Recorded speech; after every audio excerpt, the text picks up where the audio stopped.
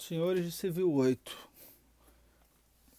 como essa turma eu tenho um pouco mais de afinidade, eu posso ser franco com vocês e dizer que, eu acho que eu já falei isso também na aula do Discord, a aula de hoje é chata. Ela tem dois itens, um muito legal, que é petição de herança, e o outro bem chato, que é herança jacente e herança vacante. É, eu vou tentar sintetizar a questão da herança jacente e herança vacante. Não é um assunto tão palpitante assim, mas tem algumas coisas interessantes para falar. Petição de herança é um pouquinho mais divertido. Aí eu acho que esse vídeo não vai ser tão longo que nem o primeiro que eu fiz, não. Os próximos vão ser, porque eu acho que aí já começa a matéria mais pesada, mas essa é mais ou menos light. Pois bem, o que é herança jacente? E ela está no CPC 741, se não me falha a memória, do CPC, e ela está no 1822 do Código Civil, que é o que eu vou me ater aqui à leitura. Começa no 19. Qual é a lógica da herança jacente? Acho que, enfim, eu vou tentar sintetizar. Eu nunca dei essa aula em vídeo. Eu tento ser um pouco mais longo nisso, porque eu tenho um quadro para desenhar. Eu até fiz aqui um desenho. A Rebeca com certeza já vai dar um print e vai botar na. Mas é mais ou menos isso que eu vou tentar explicar para vocês. Aqui, ó, aqui assim, ó. Usando toda a minha tecnologia high-tech. Inclusive tem um errinho ali que eu já apaguei e corrigi.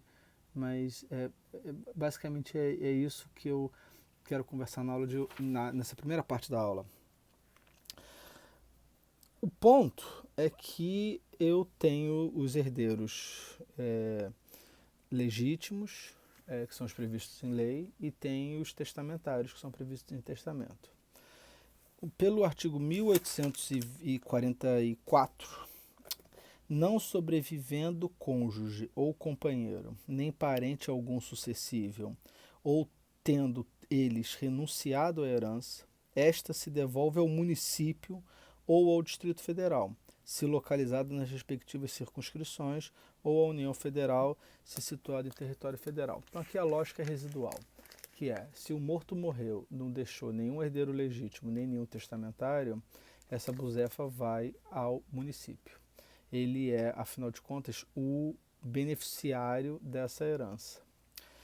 Só que, talvez para simplificar, o ordenamento ela cria esses dois momentos distintos, que é o momento da herança jacente e o momento da herança vacante. A herança jacente é um momento pré. Ele é um momento que o Estado, na verdade o município, ele funciona como arrecadador. Ele se depara com uma situação do morto morrendo e não tendo ninguém. Então o que ele faz? Ele arrecada todos os bens. Até para que não haja perecimento, para que não haja perda, ele arrecada, publica os editais, e os editais estão previstos aqui no 1820, praticadas as diligências. Eu não li o 19, né? Falecendo alguém sem deixar testamento, nem herdeiro legítimo, notoriamente conhecido, os bens da herança, depois de arrecadados, ficarão sob guarda e administração de um curador, até a sua entrega do seu sucessor devidamente habilitado ou a declaração da vacância. 1820. Deixa eu fingir aqui para ficar melhor a minha cara. Praticadas as diligências de arrecadação e ultimado o inventário, serão expedidos editais na forma da lei processual, e decorrido 1 ano da sua primeira publicação, sem que haja herdeiro habilitado ou pena de habilitação, será a herança declarada vacante. Então a lógica é arrecadar, o município arrecada todos os bens, vai publicar os editais e de 1 ano... Aqui, ó. Morto morreu, publicam os editais. Do primeiro edital, da publicação do primeiro edital, a herança fica vacante. E o que significa vacância? Bom, e aí é na vacância, que é isso que está no 1820, na declaração de vacância, a propriedade na vacância é transferida ao município. Então, vamos aqui às questões preliminares, que dizem o seguinte. Decreto 36.014, de 30 de julho de 2012. Isso é um decreto municipal que basicamente cria o Conselho Deliberativo da Herança Jacente. Então, aqui no Rio de Janeiro, para as sucessões abertas aqui, há um conselho deliberativo que é responsável pela curadoria desses bens na jacência. Então, que é responsável por arrecadar os bens e publicar o edital. Obviamente ele faz isso porque ele tem a expectativa, o município, de se tornar beneficiário daquilo com a declaração da vacância. Mas às vezes pode ocorrer de publicar um edital, aparece um primo maluco lá dizendo: ah, meu Deus, eu sou herdeiro, ele é meu tio, qualquer coisa que o valha. Mas, a grosso modo, o município faz isso porque ele tem interesse de se beneficiar. Vamos aqui a algumas questões interessantes, que é o que está no artigo 1821. É assegurado aos credores o direito de pedir o pagamento das dívidas. Claro, então, se tiver algum credor durante aquele período de jacência, o credor pode dizer: eu sou credor ali desse espólio. Então, enfim, se vai para o município, se vai para o primo, foda-se, não estou nem aí. Eu, credor, quero receber. Esse é o 1821. 1822, olha que interessante. A declaração de vacância da herança não prejudicará os herdeiros que legalmente se habilitarem, mas decorridos 5 anos da abertura da sucessão,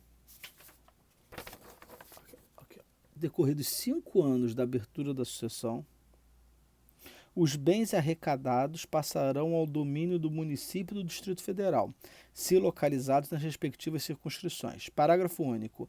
Não se habilitando até a declaração de vacância, os colaterais ficarão excluídos da sucessão.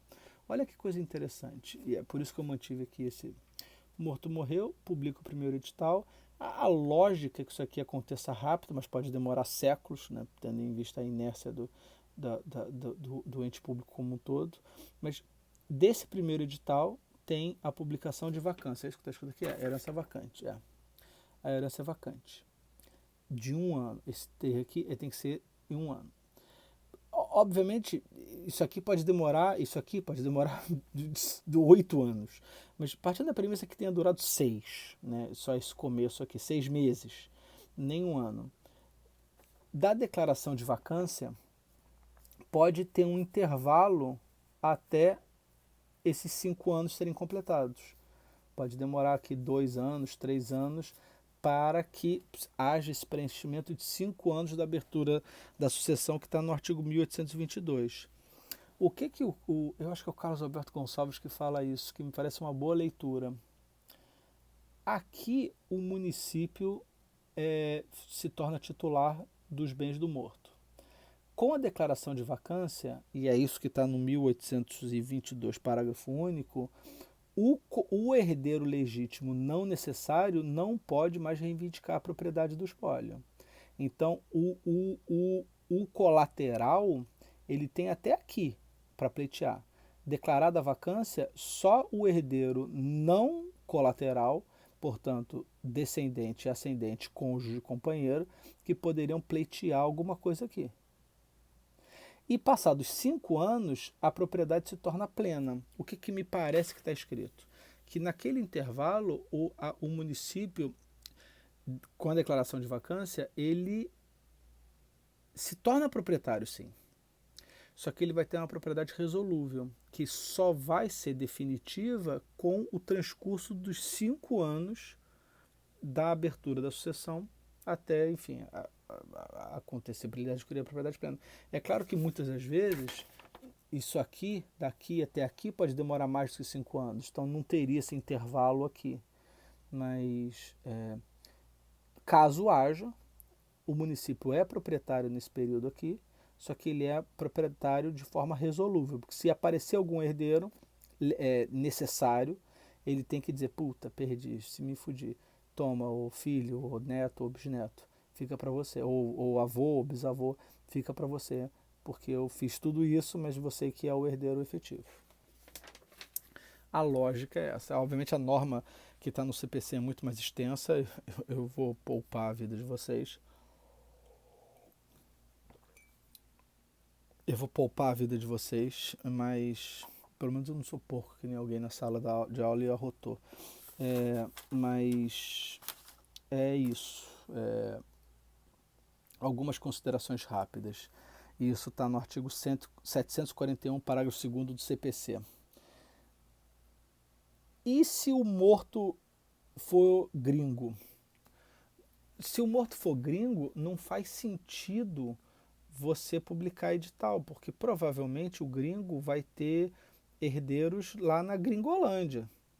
Então, pelo artigo 741, parágrafo 2º do CPC, você tem que, além de publicar os editais, que é uma regra, uma regra formal, você tem que notificar a autoridade consular para dentro do país que pode ter lá, enfim, os outros herdeiros. Esse é para o gringo só, né? Só para o estrangeiro que morre aqui.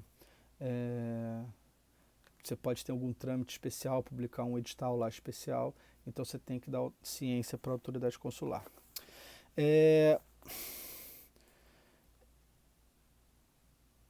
Eu posso dizer que o município é herdeiro, e acho que essa, enfim, tem umas outras questões, e acho que no Discord, na aula, ao vivo, eu talvez fale desses outros pontos, mas objetivamente, eu posso falar que o município é herdeiro?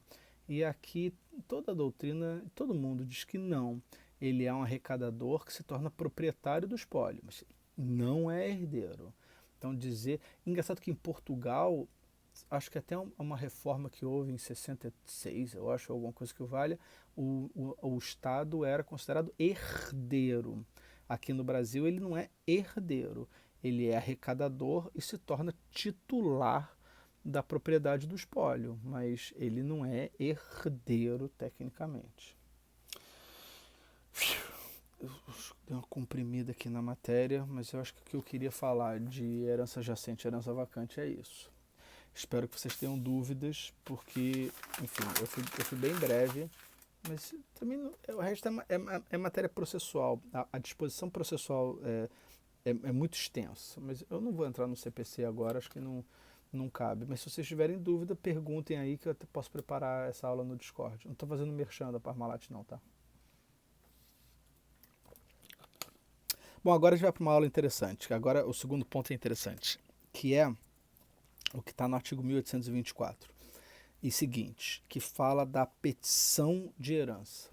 Petição de herança, na verdade, dá a impressão de que é tipo uma petição que você pede herança, mas não é isso. Petição de herança é uma ação, efetivamente, que se chama petição de herança.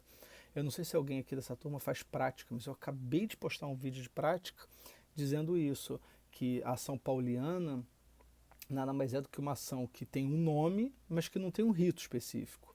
A ação de petição de herança é exatamente a mesma coisa. Ela tem esse nome bonito, ação de petição de herança, mas ela não tem um rito próprio, porque ela é uma ação de rito comum, como qualquer outra.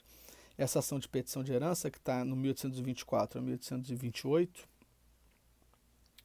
ela é uma ação de rito comum, mas ela é uma ação de natureza reivindicatória para aquele herdeiro que se julga prejudicado numa partilha, ele pode ir lá e reivindicar parte da propriedade do quinhão hereditário que ele se fudeu, não recebeu. Mas vamos comer boi aos bifes aqui, que eu acho que é onde a doutrina, todo mundo se confunde. Que pena que eu não tenho um quadro negro, mas eu podia arriscar aqui na parede, assim.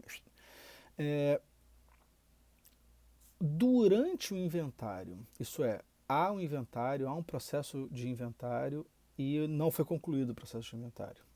Se um herdeiro se julgar prejudicado, porra, você esqueceu de mim, tem um filho aqui, tem não sei o que, você esqueceu, eu não preciso fazer uma ação de petição de herança. Basta que eu invoque, salvo engano, 628 do CPC e eu, herdeiro prejudicado, me habilite como herdeiro. E falou, tá dizendo aí que tem 2 filhos? Não, 2 filhos não, tem 3. Eu sou o terceiro filho, tô aqui. Ah, mas já se gastou um ano. Foda-se, se gastou um ano de processo. Você vai começar do zero, porque você esqueceu um filho, vai começar tudo de novo. Então, no curso do inventário, basta que o herdeiro prejudicado vá lá e se habilite. Não é para isso que serve a petição de herança. A petição de herança serve para os casos após a partilha. Então, a grande graça da ação de petição de herança é que, se houve a partilha, se contemplou 2 filhos, mas havia um terceiro, mas contemplou 2 filhos, acabou a partilha 50-50. Só que esse aqui ficou chupando o dedo, esse aqui tem o direito de dizer, peraí, eu fiquei com 0, mas eu tenho direito a 1/3. Então eu vou buscar desse, 1/6 desse, 1/6 desse, 1/6 mais 1/6 dá 1/3, que é o que ele deveria ter de direito. Dizer, olha, eu quero desses 2 o pagamento para eu poder ter o meu 1/3 da herança. É para isso que serve a ação de petição de herança. O herdeiro pode, estou lendo o artigo 1824, o herdeiro pode, em ação de petição de herança, demandar o reconhecimento do seu direito sucessório para obter a restituição da herança ou de parte dela contra quem, na qualidade de herdeiro ou mesmo sem título, a possua. Então ele pode ir lá e postular esse percentual que ele foi preterido. Pergunta do malandro. 2 perguntas do malandro. A primeira é, qual o prazo? Eu tenho que entrar no meu computador mágico aqui, que está sem internet, porque eu estou no bunker da educação, que basicamente é o quarto da Zezé, da minha empregada, que não está aqui, senão eu estaria incomodando o sono dela. Qual o prazo prescricional da ação de petição de herança? E isso está na súmula 149 do STF. A súmula 149 do STF, eu não estou com o texto aqui, mas eu me lembro de cabeça da súmula. Ela diz assim, a ação de investigação de paternidade é imprescritível, mas não é a de petição de herança. Então, o que essa súmula diz claramente é o seguinte, se você quiser pedir o reconhecimento de paternidade, isso é imprescritível. A qualquer momento você pode fazer isso, mas não pode petição de herança. Logo, a ação de petição de herança prescreve. E qual o prazo de prescrição da petição de herança? Bom, como não tem um prazo específico, e vocês todos, quase todos foram meus alunos de Civil 1, você vai aplicar o prazo do 205, que diz que prescreveria a ação de petição de herança em 10 anos. Então, tá, isso aí está aceito. A ação de petição de herança prescreve e o prazo dela é de 10 anos. A contar de quando? Bom, você basicamente tem 3 interpretações. A primeira interpretação, que me parece a mais óbvia, que é a do momento que houve a partilha dos bens. Então, no momento que o inventário é concluído e a sentença de partilha é homologada ou a escritura de inventário é feita, daquele momento começa a correr o prazo de 10 anos. Essa me parece uma interpretação bem correta. A segunda interpretação maluca, que é uma interpretação do STJ, que é uma interpretação recente, de 2016, que essa ação de petição de herança começaria a correr o prazo quando for concluída a ação de investigação de paternidade. Então, qual foi o caso que foi para o STJ? Um cara morreu, deixou 2 filhos com certidão de nascimento, e havia um terceiro que era o bastardo, que não tinha, enfim, nenhum registro. Esse bastardo entra com uma ação de investigação de paternidade, enquanto isso o inventário foi feito, já acabou. Obviamente, a ação de investigação de paternidade demora muito tempo. E quando ele é declarado filho, daquele marco começaria o prazo de 10 anos. Isso tem esse precedente, infelizmente ele está em sigilo, porque essa é a notícia que saiu no STJ há muitos anos, 2016. Mas eu não consegui o número do acórdão, mas, enfim, tem a notícia, porque eu não tenho o número do acórdão porque é sigiloso. Deixa eu ver se eu tenho nessa notícia aqui. Não tem. Não tem. E essa interpretação me parece louca, porque se essa ação de investigação de paternidade, o cara demorar 30 anos para entrar, porque ele pode, porque a ação de investigação de paternidade é imprescritível. Se ele demora 30 anos para entrar, ganha 10 anos depois, e aí tem mais 10 anos para entrar com uma ação de petição de herança, tipo, fudeu, né? É praticamente algo que não vai prescrever nunca, porque vai ficar essa incerteza durante muito tempo, mas é um precedente. E aí, para minha grata surpresa, em março de 2020, portanto, agora, na verdade, acho que publicou tipo começo do mês, 2 ou 3 ou 4 de março. Deixa eu ver se eu tenho a data que publicou aqui. É isso mesmo, publicou 6 de março de 2020 o acórdão do agravo em recurso especial 479648. Eu vou disponibilizar esse inteiro teor aí no Classroom, que é um acórdão do caralho. E basicamente o que se entendeu aqui, e eu acho até que uma interpretação errada, que é 10 anos a contar da abertura da sucessão, salvo se o herdeiro for menor de idade, porque aí o menor de idade vai aplicar aquela hipótese de suspensão do prazo e só vai começar a correr quando ele tiver mais de 16 anos. Então é um acórdão que destoa um pouco, é uma terceira corrente. Interessante essa terceira corrente, que diz que o prazo só começaria a correr com a abertura da sucessão. Eu acho que é errado, porque, enfim, que aí desmente o que eu falei do começo, porque deveria considerar que no curso do inventário basta que o herdeiro vá lá e se habilite. Enfim, foi esse julgado do STJ. Eu não li o acordo ainda não, acabei de pegar o acordo, essa notícia é recente, o acordo publicou agora e o acordo é bem grande. Eu vou ler junto com vocês em aula, provavelmente eu vou saber um pouquinho melhor. Essa é a primeira questão de petição de herança. Interessante. O segundo é a competência. Qual é a competência para processar essa ação de petição de herança? E aí ela tem duas varas que podem ser competentes. O default, o padrão, é vara de órfãos. Então, se você quiser entrar com uma ação de petição de herança, vai na vara de órfãos e entra lá. Que é isso que está no artigo 46, inciso 1º-C, da Lei de Organização Judiciária do Estado do Rio de Janeiro. E aí a pegadinha no malandro. Se você quiser fazer uma petição de herança, uma investigação de paternidade cumulado com petição de herança, você pode cumular esses dois pedidos e aí a vara de família se tornaria competente para analisar o pedido de petição de herança, com base, pelo menos aqui no Rio de Janeiro, na comarca do Rio de Janeiro, no estado do Rio de Janeiro, artigo 43, inciso 1º-B da Lei de Organização Judiciária. Então, se você aqui no Rio cumular investigação de paternidade com petição de herança, você pode processar tudo em vara de família.